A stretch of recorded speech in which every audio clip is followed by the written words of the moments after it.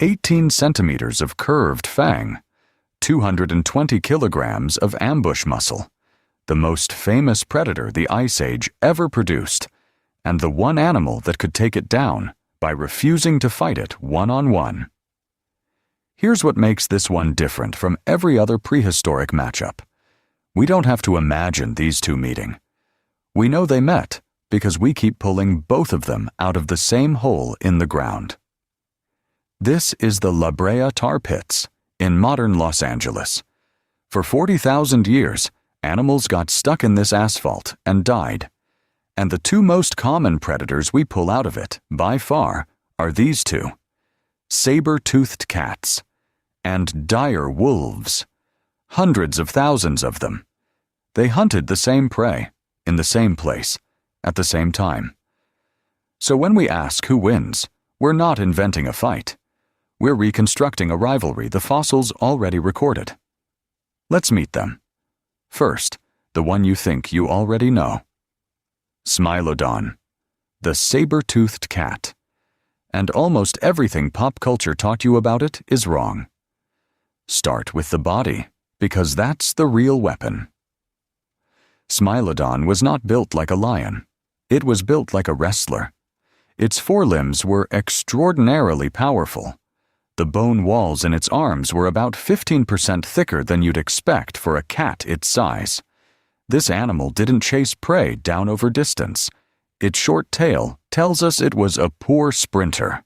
Instead, it ambushed, grabbed, and pinned, using sheer upper body strength to slam a large animal to the ground and hold it completely still. Because it had to hold them still. And that brings us to the fangs. Those 18-centimeter sabers are the most iconic teeth in natural history. They're also a problem. They were slender and, relative to their length, fragile. They were not crushing tools. Smilodon's actual bite force was weak for its size. These teeth were precision instruments, a scalpel, designed to slice open the throat or belly of a pinned, immobilized animal in one deep, surgical bite. And here's the catch that decides everything later. If the prey is thrashing, if it's not pinned, those fangs can hit bone and snap. A broken saber is a death sentence for a saber-toothed cat. So Smilodon's entire kill depends on one condition: total control of its target before the bite. Pin first, bite once. That's the whole system. One overwhelming strike, from an ambush, against a target that cannot move. Master that, and you rule the Pleistocene. But what if the target won't hold still because there's more than one of them? Meet the answer: the dire wolf. Enochion dirus, not the gray wolf you know today. Heavier, stronger, with a bigger head and the strongest bite at the canine tooth of any dog that has ever lived. But by itself, one dire wolf has a problem. It weighs around 65 kilograms. The saber cat weighs 3 times that. In a straight one-on-one, the wolf loses, and it loses badly. A single dire wolf walking up to a Smilodon is just lunch, so it never walks up alone. The dire wolf's weapon isn't its teeth. It's the pack. At La Brea, dire wolves are the single most common mammal we find. They outnumber every other predator. We find them grouped together. These were highly social, cooperative hunters, and their entire strategy is the opposite of the cat's. Where Smilodon delivers one perfect strike, the pack delivers 100 imperfect ones. They surround. They dart in, bite, and dance back out. They don't try to win in a second. They win over minutes, by attrition, bleeding a larger animal until it can't stand. And that strategy is built, almost perfectly, to attack the one weakness in the saber cat's design. It never lets anything hold still. So let's set the stage, fairly. One Smilodon, a big, prime adult, 220 kilograms of ambush power, against a dire wolf pack, let's say 4 animals, a realistic hunting group. Open ground, with cover at the edges. neither side ambushed. A territorial collision over a fresh kill, the kind of standoff the tar pits captured again and again. May the better design win. The cat does what it's built to do.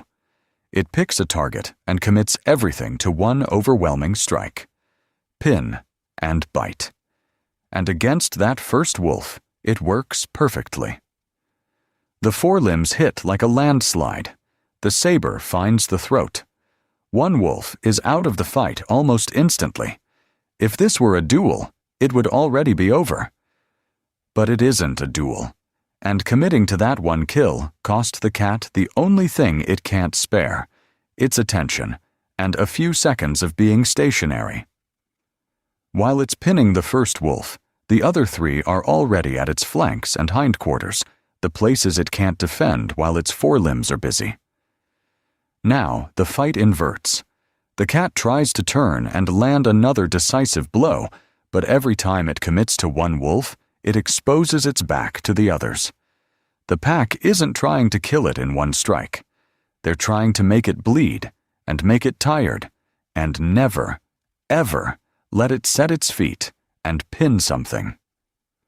Without a still target, that magnificent saber has nothing safe to bite. Swing it at a darting, twisting wolf, and it risks hitting bone and snapping. The cat's single greatest weapon is now its single greatest liability. And make no mistake, the cat is winning the exchange rate. It might kill or maim a second wolf. Against a smaller pack, that's enough. 2 casualties and the survivors break off, and the cat wins, bloodied but standing. But if the pack holds its nerve, and a hungry pack over a fresh kill often will, the math turns against the cat. It can only face one direction at a time. The wounds add up. The blood loss adds up. The exhaustion of swinging 200 kilograms around to chase animals that simply refuse to stand and fight, that adds up fastest of all. So who wins? It comes down to numbers, and to one design flaw. A dire wolf pack of 4 or more takes this fight more often than it loses it. Call it 7 times out of 10. Not because any single wolf is a match for the saber cat. None of them is. But because the cat is built to win in 1 second, against one motionless target, and the pack is built to make sure that second never comes. They turn the cat's specialization into a trap.